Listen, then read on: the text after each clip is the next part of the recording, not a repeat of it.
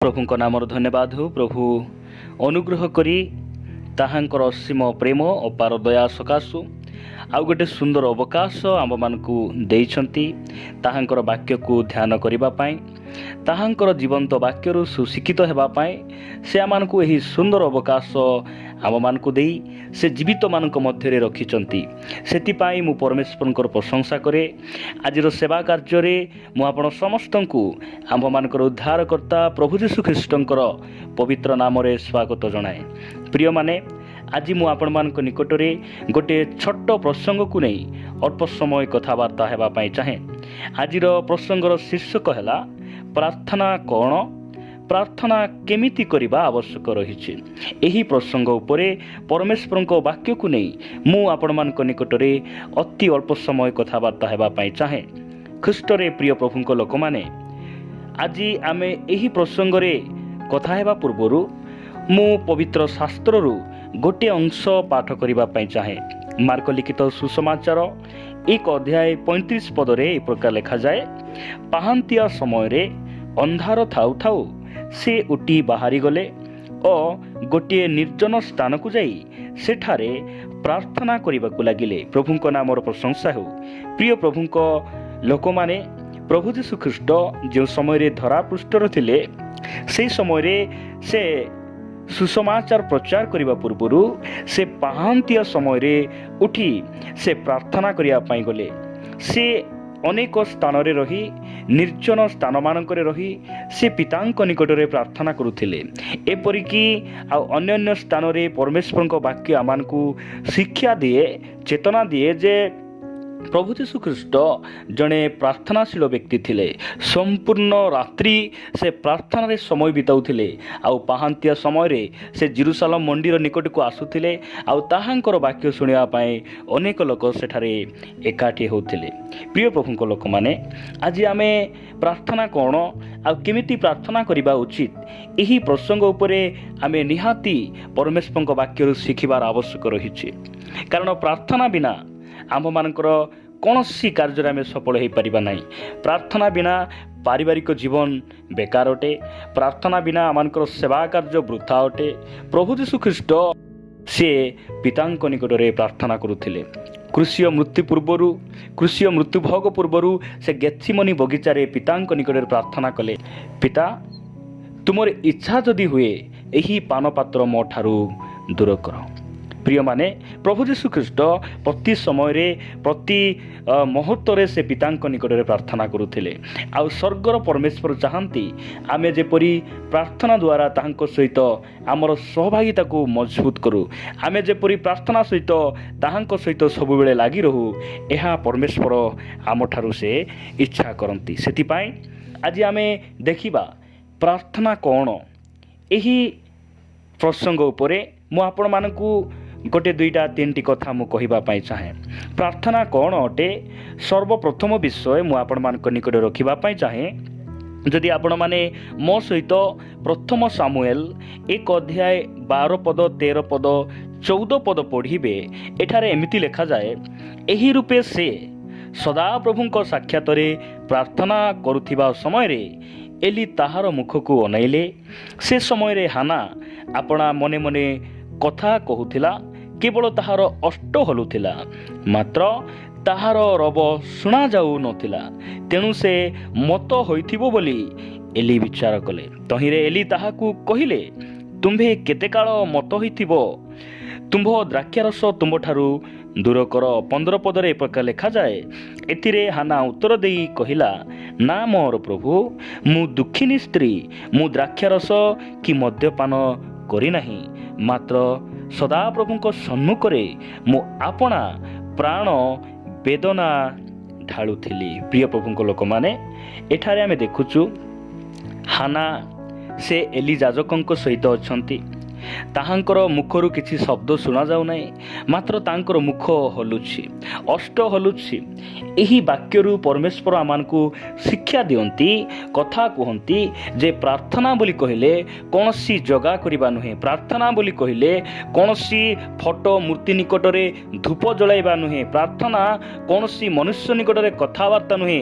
ପ୍ରାର୍ଥନା ସ୍ୱର୍ଗର ପରମେଶ୍ୱରଙ୍କ ନିକଟରେ କଥାବାର୍ତ୍ତାକୁ ବୁଝାଏ। ପ୍ରାର୍ଥନା ବୋଲି କହିଲେ ପ୍ରଥମ ବିଷୟ ଆମେ ଦେଖୁଛୁ ଯେ ସ୍ୱର୍ଗର ପରମେଶ୍ୱରଙ୍କ ନିକଟରେ କଥାବାର୍ତ୍ତା। ଦ୍ୱିତୀୟ ବିଷୟ ମୁଁ ଆପଣମାନଙ୍କ ନିକଟରେ ରଖିବା ପାଇଁ ଚାହେଁ। ପ୍ରଥମ ପିତର 5:7 ଲେଖାଯାଏ, ତୁମ୍ଭମାନଙ୍କର ସମସ୍ତ ଚିନ୍ତାର ଭାର ତାହାଙ୍କ ଉପରେ ପକାଅ, କାରଣ ସେ ତୁମମାନଙ୍କ ନିମନ୍ତେ ଚିନ୍ତା କରନ୍ତି। ପ୍ରିୟ ପ୍ରଭୁଙ୍କ ଲୋକମାନେ, ଅନେକ ସମୟରେ ଆମ ଜୀବନରେ ଦୁଃଖ ଆସେ, ତାଳନା ଆସେ, ନିନ୍ଦା ଆସେ, ସମସ୍ୟା ଆସେ। ସେହି ସମୟରେ ଆମେ ସେହି ଚିନ୍ତାର ଭାର ଯାହା ଉପରେ ପକାଇବା କଥା ତାହାକୁ ଆମେ ନ କହି ଆମର ସାହି ପଡ଼ିଶା, ପ୍ରତିବାସୀ, ବନ୍ଧୁବାନ୍ଧବମାନଙ୍କୁ ଆମେ କହିଥାଉ। କିନ୍ତୁ ବାକ୍ୟ କହେ ଯେ ଆମ ହୃଦୟ ମଧ୍ୟରେ ଯାହା କହିବା ପାଇଁ ଚାଳନା ଆସେ, ମନ ମଧ୍ୟର ଚିନ୍ତା, ମନ ମଧ୍ୟର ସମସ୍ୟା, ବ୍ୟକ୍ତିଗତ ଜୀବନର ଦୁଃଖକୁ ପରମେଶ୍ୱରଙ୍କ ନିକଟରେ ଜଣାଇବା ହେଉଛି ପ୍ରାର୍ଥନା। ସେଥିପାଇଁ ଗୀତ ରଚକ ସେ 62 ଗୀତ 8 ପଦରେ କହନ୍ତି, ସେ କ'ଣ ବୋଲି କହନ୍ତି? ଏଠାରେ ଏ ପ୍ରକାର ଲେଖାଯାଏ, ହେ ଲୋକମାନେ, ସବୁବେଳେ ତାହାଙ୍କଠାରେ ନିର୍ଭର କର, ତାହାଙ୍କ ଛାମୁରେ ମନର ସବୁ କଥା ଭାଙ୍ଗି କୁହ। ପରମେଶ୍ୱର ଆମ୍ଭମାନଙ୍କ ନିମନ୍ତେ ଆଶ୍ରୟ। ପ୍ରଭୁଙ୍କ ନାମର ଧନ୍ୟବାଦ ହେଉ। ପ୍ରିୟମାନେ, ମନର ସବୁ କଥା ପ୍ରଭୁଙ୍କ ନିକଟରେ ଭାଙ୍ଗି କହିବା, ଏକ ଏକ କରି କହିବା, ତନ ତନ କରି ପ୍ରଭୁଙ୍କ ନିକଟରେ ଜଣାଇବା, ଏହା ପ୍ରାର୍ଥନାକୁ ବୁଝାଏ। ଯଦି ଆପଣମାନେ ମୋ ସହିତ ଦାନିଏଲ ପୁସ୍ତକ 6:10 ଆସିବେ, ଏଠାରେ ଏ ପ୍ରକାର ଲେଖାଯାଏ, ଅନନ୍ତର ଏହି ଲେଖା ସ୍ୱାକ୍ଷରିତ ହୋଇଅଛି ବୋଲି ଜାଣିଲା ଉତ୍ତାରେ ଦାନିଏଲ ଆପଣା ଗୃହକୁ ଗଲେ। ତାଙ୍କ କୋଠରୀର ଝରକା ଜେରୁସାଲେମ ଆଡ଼େ ମେଲା ଥିଲା। ପୁଣି ସେ ପୂର୍ବେ ଯେପରି କରିଥାନ୍ତି ତଦ୍ ଅନୁସାରେ ଦିନ ମଧ୍ୟରେ 3 ଥର ଆଣ୍ଠୁପାତି ପ୍ରାର୍ଥନା କଲେ ଓ ଆପଣା ପରମେଶ୍ୱରଙ୍କ ଛାମୁରେ ଧନ୍ୟବାଦ ପ୍ରଦାନ କଲେ। ପ୍ରିୟ ପ୍ରଭୁଙ୍କ ଲୋକମାନେ, ଆମେ ତୃତୀୟ ପଏଣ୍ଟ ଦେଖୁଛୁ। ପ୍ରାର୍ଥନା କ'ଣ ନା, ପ୍ରାର୍ଥନା ଆମକୁ ନିନ୍ଦା ତାଳନା ଆସୁଥିବା ସମୟରେ, ଆମକୁ କୌଣସି ବ୍ୟକ୍ତି ଚାପ ପକାଉଥିବା ସମୟରେ ପରମେଶ୍ୱରଙ୍କ ସହିତ ସମ୍ପର୍କ। ଦାନିଏଲ ସେ ରାଜାଙ୍କୁ ଭୟ କରୁନଥିଲେ, କିନ୍ତୁ ସେ ଦାନିଏଲ କୌଣସି ରାଜଜ୍ଞାକୁ ଭୟ କରୁନଥିଲେ, ଦେଶର ପରମ୍ପରା, ଦେଶର ରୀତିନୀତିକୁ ସେ ଭୟ କରୁନଥିଲେ। ମାତ୍ର ଦାନିଏଲ ରାଜାମାନଙ୍କର ରାଜା, ତାହାଙ୍କର ବିଷୟ, ତାହାଙ୍କୁ ସେ ଭୟ କରୁଥିଲେ। ସେଥିପାଇଁ ସେ ପ୍ରାର୍ଥନା ଦ୍ୱାରା ପରମେଶ୍ୱରଙ୍କ ସହିତ ନିଜ ସମ୍ପର୍କକୁ ସେ ଗଠନ କରୁଥିଲେ। ପ୍ରାର୍ଥନା କ'ଣ?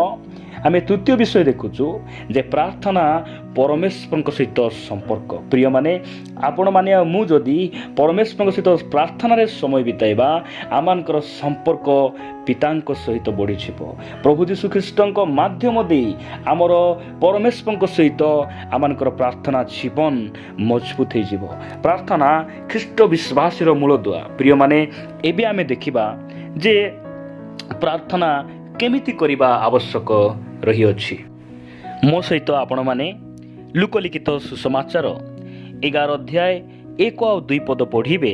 ଏଠାରେ ଏ ପ୍ରକାର ଲେଖାଯାଏ, ଥରେ ସେ କୌଣସି ଗୋଟିଏ ସ୍ଥାନରେ ପ୍ରାର୍ଥନା କରୁଥିଲେ। ସେ ପ୍ରାର୍ଥନା ସମାପ୍ତ କରନ୍ତେ ତାହାଙ୍କ ଶିଷ୍ୟମାନଙ୍କ ମଧ୍ୟରୁ ଜଣେ ତାହାଙ୍କୁ କହିଲେ, ହେ ପ୍ରଭୁ, ଜହନ ଯେପରି ଆପଣା ଶିଷ୍ୟମାନଙ୍କୁ ପ୍ରାର୍ଥନା କରିବାକୁ ଶିଖାଇଲେ, ଆପଣ ମଧ୍ୟ ସେହିପରି ଆମ୍ଭମାନଙ୍କୁ ପ୍ରାର୍ଥନା କରିବାକୁ ଶିଖାନ୍ତୁ। ପ୍ରଭୁ ଯୀଶୁଖ୍ରୀଷ୍ଟ ଦିନେ ଏକ ସ୍ଥାନରେ ସେ ପ୍ରାର୍ଥନା କରୁଥିଲେ। ପ୍ରାର୍ଥନା ସମାପ୍ତ ପରେ ଜଣେ ଶିଷ୍ୟ ତାହାଙ୍କୁ କହୁଛନ୍ତି, ପ୍ରଭୁ, ଜହନ ଯେପରି ଆପଣା ଶିଷ୍ୟମାନଙ୍କୁ ପ୍ରାର୍ଥନା କରିବାକୁ ଶିଖାଉଥିଲେ, ସେ ସେହି ପ୍ରକାର ଆମକୁ ଶିଖାନ୍ତୁ। ଏହା ଶିଷ୍ୟମାନେ ନିଜ ମନ ମଧ୍ୟରେ ସେ ରଖିଥିଲେ। ଆଜି ଆପଣମାନଙ୍କୁ ମୁଁ ପ୍ରଶ୍ନ କରିବା ପାଇଁ ଚାହେଁ, ଆଜି ଅନେକ ଭାଇ ଭଉଣୀମାନେ ଅଛନ୍ତି ଖ୍ରୀଷ୍ଟୀୟ ମଣ୍ଡଳୀରେ, ସମାଜରେ, ପ୍ରାର୍ଥନାରେ ସେମାନଙ୍କର ଜୀବନ ଅତି ଦୁର୍ବଳ ଅଟେ। ପ୍ରାର୍ଥନା କିଏ କରିବା ପାଇଁ ଦେଲେ ସେମାନେ ଡରିଯାଆନ୍ତି, ଥରିଯାଆନ୍ତି, ସେମାନଙ୍କର ମୁଖ ଫିଟେ ନାହିଁ। ଭାଷା ଗୁଡ଼ାକ ବିଭିନ୍ନ ପ୍ରକାର, ତାଙ୍କର ଭାଷା ଗୁଡ଼ାକ ବଦଳିଯାଏ। କ'ଣ କହିବା କଥା, କ'ଣ ପ୍ରାର୍ଥନା କରିବା କଥା, ସେମାନେ ଭୟ ଭିତରେ ଡରିଯାଆନ୍ତି। ଆପଣମାନେ ଆଉ ମୁଁ କେବେ ପ୍ରଭୁଙ୍କୁ କହିଛୁ କି, ପ୍ରଭୁ ତୁମେ ମୋତେ ପ୍ରାର୍ଥନା କରିବା ପାଇଁ ଶିଖାଅ, ତୁମେ ନ ଶିଖାଇଲେ ମୁଁ କେମିତି ଶିକ୍ଷିତ ହେବି? ଆମେ ପ୍ରଭୁଙ୍କୁ କେବେ ପଚାରିଛୁ? ପ୍ରିୟମାନେ, ଆଜି ସମୟ ଅଛି ଆମେ ପ୍ରଭୁଙ୍କୁ କହିବା, ପ୍ରଭୁ ତୁମ୍ଭେ ମୋତେ ପ୍ରାର୍ଥନା କରିବା ପାଇଁ ଶିଖାଅ। ପ୍ରଭୁ ଯୀଶୁଖ୍ରୀଷ୍ଟ ତାଙ୍କର ଶିଷ୍ୟମାନଙ୍କୁ ସେ ଏହି ପ୍ରକାର ପ୍ରାର୍ଥନା କରିବା ପାଇଁ ଶିଖାଉଛନ୍ତି। ଆଜି ମଧ୍ୟ ଆପଣମାନଙ୍କୁ ମୋତେ ସେ ଶିଖାଇବା ପାଇଁ ଚାହାନ୍ତି। କ'ଣ ବୋଲି ସେ ଶିଖାଇବା ପାଇଁ ଚାହାନ୍ତି? 2 ପଦରେ ଏ ପ୍ରକାର ଲେଖାଯାଏ, ଏଥିରେ ସେ ସେମାନଙ୍କୁ କହିଲେ, ଯେତେବେଳେ ତୁମ୍ଭେମାନେ ପ୍ରାର୍ଥନା କର ସେତେବେଳେ କୁହ, କ'ଣ ବୋଲି କୁହ? ପିତ ତୁମ୍ଭ ନାମ ପବିତ୍ର ବୋଲି ମାନ୍ୟ ହେଉ। ପ୍ରିୟ ପ୍ରଭୁଙ୍କ ଲୋକମାନେ, ମୁଁ ପ୍ରଭୁଙ୍କୁ ଧନ୍ୟବାଦ ଦିଏ। ଏହି ପ୍ରକାର ପ୍ରାର୍ଥନା ପୃଥିବୀରେ ଏକମାତ୍ର ବ୍ୟକ୍ତି ଯେ କି ପ୍ରଭୁ ଯୀଶୁଖ୍ରୀଷ୍ଟ ସେ ପିତାଙ୍କ ନିକଟରେ ପ୍ରାର୍ଥନା କରିବା ପାଇଁ ଶିଖାଇଲେ। ଯଦି ଆପଣମାନେ ସମଗ୍ର ପୁସ୍ତକ ପୁରାତନ ନିୟମର 39ଟି ପୁସ୍ତକରେ ଆପଣମାନେ ଦେଖିବେ, ସେଠାରେ ଅନେକ ବ୍ୟକ୍ତି ଅନେକ ପ୍ରକାର ପ୍ରାର୍ଥନା କଲେ। ଅବ୍ରାହମଙ୍କ ଈଶ୍ୱର, ଇସ୍ହାକଙ୍କ ଈଶ୍ୱର, ଯାକୁବଙ୍କ ଈଶ୍ୱର, ସର୍ବଶକ୍ତିମାନ, ସର୍ବବ୍ୟାପୀ, ସୃଷ୍ଟିକର୍ତ୍ତା, ଏହି ସମଗ୍ର ବିଷୟ ନେଇ ସେ ଅନେକ ଭାବବାଦୀ ପୁରାତନ ନିୟମର ସାଧୁମାନେ ପ୍ରାର୍ଥନା କଲେ। ମୁଁ କହୁନାହିଁ ଯେ ଏହି ପ୍ରାର୍ଥନା କରିବା ପାପ ଅଟେ, ଭୁଲ ଅଟେ, ତାହା ମୁଁ କହୁନାହିଁ। ମାତ୍ର ତାଠାରୁ ମଧ୍ୟ ଉଚ୍ଚ ଷ୍ଟାଣ୍ଡାର୍ଡକୁ, ଉଚ୍ଚତର ଲେଭେଲକୁ ପ୍ରଭୁ ଯୀଶୁଖ୍ରୀଷ୍ଟ ଆମମାନଙ୍କୁ ନେଇଯାଉଛନ୍ତି। ଏହି ପ୍ରଭୁ ଯୀଶୁଖ୍ରୀଷ୍ଟ ଶିଖାଇଥିବା ପ୍ରାର୍ଥନାକୁ ଗୋଟେ ଉଚ୍ଚ କୋଟିର ପ୍ରାର୍ଥନା ବୋଲି କୁହାଯାଏ, ଯେ କି ଏକମାତ୍ର ବ୍ୟକ୍ତି ସ୍ୱର୍ଗର ପରମେଶ୍ୱର, ସ୍ୱର୍ଗସ୍ଥ ପିତାଙ୍କ ନିକଟରେ ପ୍ରାର୍ଥନା କରିବା ପାଇଁ ସେ ଆପଣମାନଙ୍କୁ ମୋତେ ସେ ଶିଖାଉଛନ୍ତି। କ'ଣ ବୋଲି ପ୍ରାର୍ଥନା କରିବ? ପିତ ତୁମ୍ଭ ନାମ ପବିତ୍ର ବୋଲି ମାନ୍ୟ ହେଉ। ଏହା ଜଣେ ଖ୍ରୀଷ୍ଟିଆନ ବିଶ୍ୱାସୀର ପ୍ରଥମ ପ୍ରାର୍ଥନା ହେବାର ଆବଶ୍ୟକ ରହିଛି। ପ୍ରଥମ ପ୍ରାର୍ଥନା କ'ଣ? ହେ ପ୍ରଭୁ, ତୁମେ ମୋତେ ଘର ଦିଅ, ମୋର ପାପ କ୍ଷମା କର, ମୋର ଅପରାଧ କ୍ଷମା କର ନାହିଁ। ପ୍ରଥମରେ ତୁମ୍ଭ ନାମ ପବିତ୍ର ବୋଲି ମାନ୍ୟ ହେଉ। କେମିତି ମାନ୍ୟ ହେଉ? ମୋର କଥାବାର୍ତ୍ତା ଦ୍ୱାରା ତୁମ ନାମ ପବିତ୍ର ବୋଲି ମାନ୍ୟ ହେଉ। ମୋର ଆଚରଣ ଦ୍ୱାରା, ମୋର ପିନ୍ଧାଓଢ଼ା ଦ୍ୱାରା, ମୋର ଉଠା ବସା ଦ୍ୱାରା, ମୋର ମଣ୍ଡଳୀର ଆଦର୍ଶ ଜୀବନ, ମୋର ପ୍ରାର୍ଥନାମୟ ଜୀବନ ତୁମ ନାମକୁ ଗୌରବାନ୍ୱିତ କରିବାର ଅଛି। ତୁମ ନାମ ପବିତ୍ର ବୋଲି ମାନ୍ୟ ହେବାର ଅଛି। ପ୍ରଥମ ପ୍ରାର୍ଥନା। ଦ୍ୱିତୀୟ ବିଷୟ ସେ କହୁଛନ୍ତି, ତୁମ୍ଭର ରାଜ୍ୟ ଆସୁ।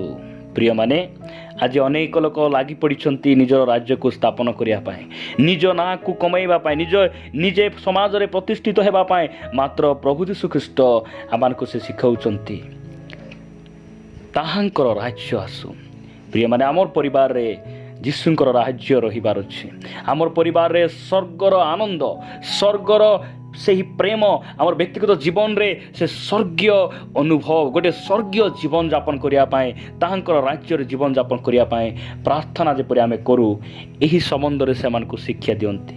ପ୍ରିୟ ପ୍ରଭୁଙ୍କ ଲୋକମାନେ, ଦ୍ୱିତୀୟ ବିଷୟ ମୁଁ ଆପଣମାନଙ୍କ ନିକଟରେ ରଖିବା ପାଇଁ ଚାହେଁ, ଆମେ କେମିତି ପ୍ରାର୍ଥନା କରିବା ଆବଶ୍ୟକ ରହିଛି। ଦ୍ୱିତୀୟ ବିଷୟ ଆମେ ଦେଖିବା।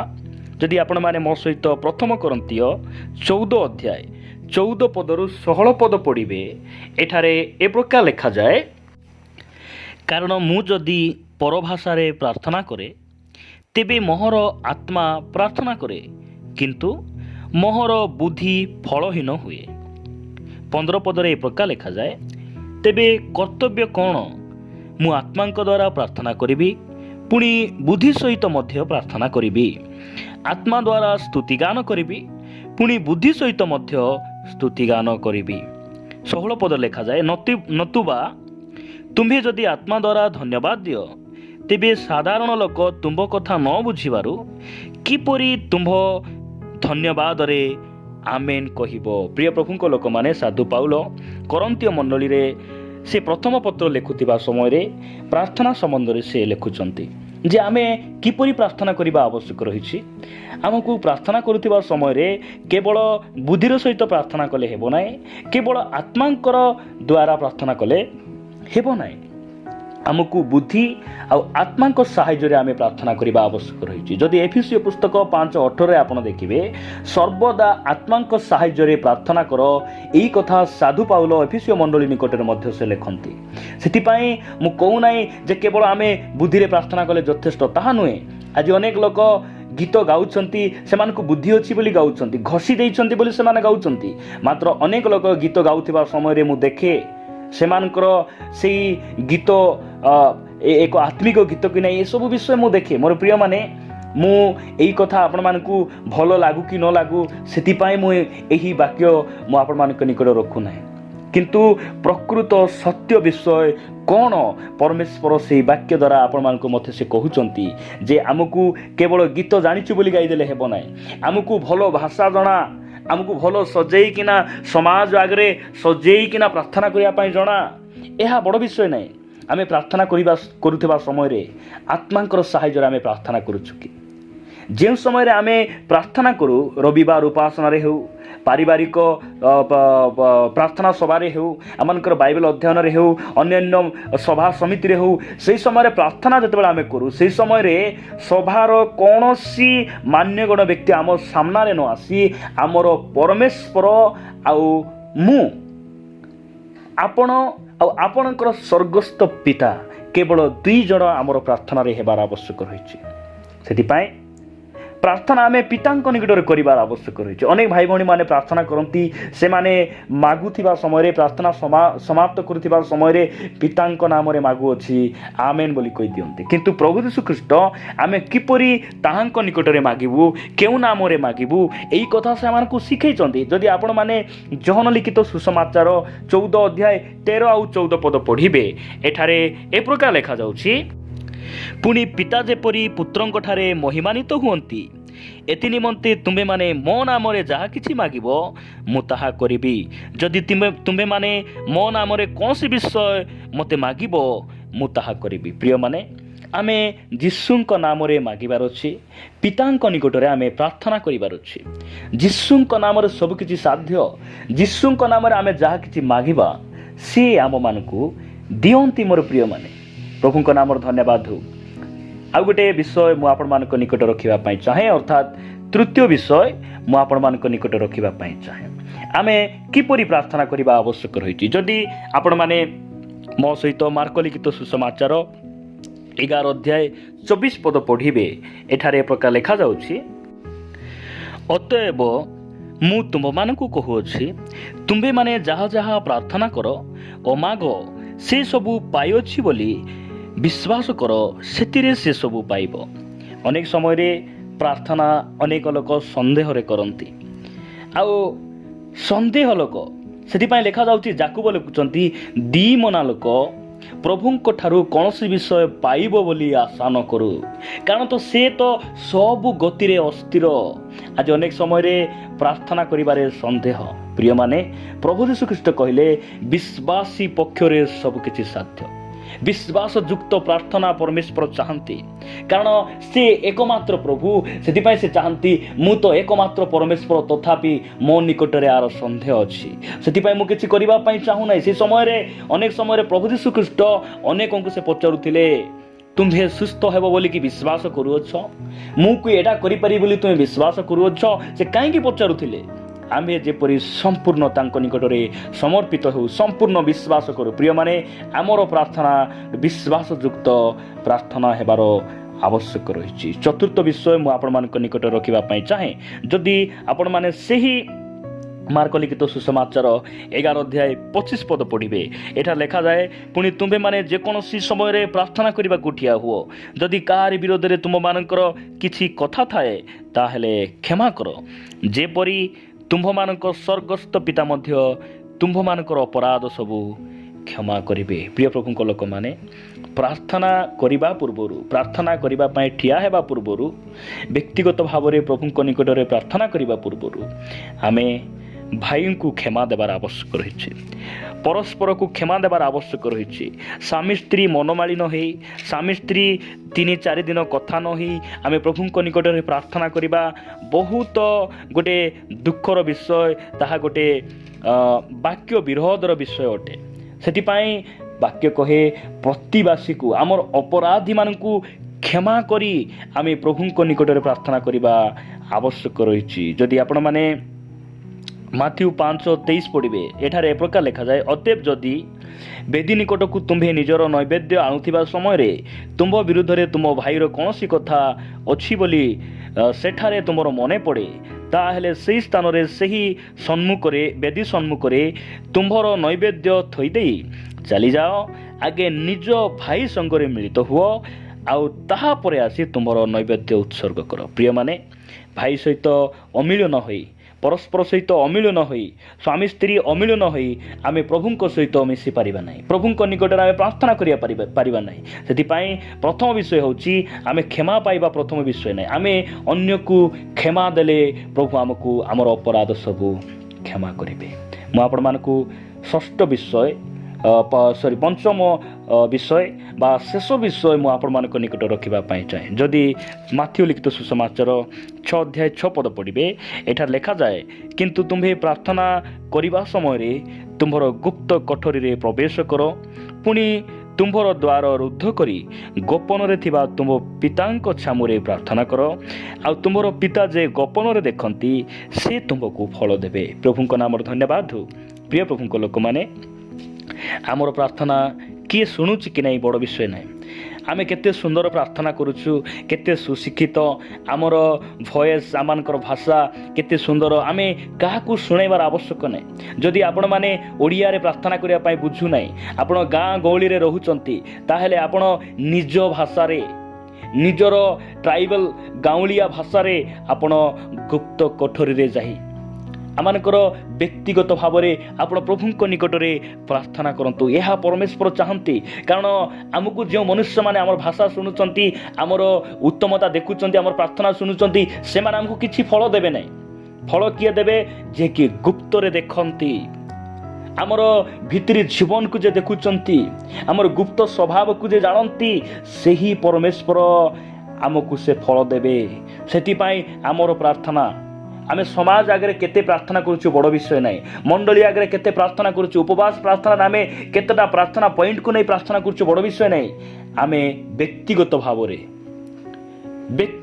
रे गुप्त कोठरी रे रही आमे जे केते प्रार्थना करूछु एहा बड़ विषय प्रभुंक नाम धन्यवाद प्रिय प्रभुंक लोक माने शेष रे मु गोटे विषय रखिबा पई चाहे शरीर अपेक्षा आत्मिकता पई अधिक प्रार्थना करिबा आवश्यक रहिछि पुओ झील मानकर सुस्थता निमंते प्रार्थना करिवार अछि ऋण मुक्त निमंते प्रार्थना करिवार अछि परिवार रे हमकु शांति दरकार परिवार रे हमकु खाइबा पीबा पई दरकार परिवार प्रत्येक आवश्यकता पई प्रार्थना करबार अछि ए सब विषय प्रार्थना करू करू मध्य अधिक आमे प्रार्थना करिवार आवश्यक रहिछि आमर आत्मिक जीवन पाए आमर पुओ झील मानकर आत्मिक जीवन पाए आमे प्रार्थना करिवार आवश्यक रहिछि प्रभुंक नाम धन्यवाद हो प्रभु एही संदेश माध्यम रे आम समस्त को प्रचुर भाव में आशीर्वाद करंतु आमेन।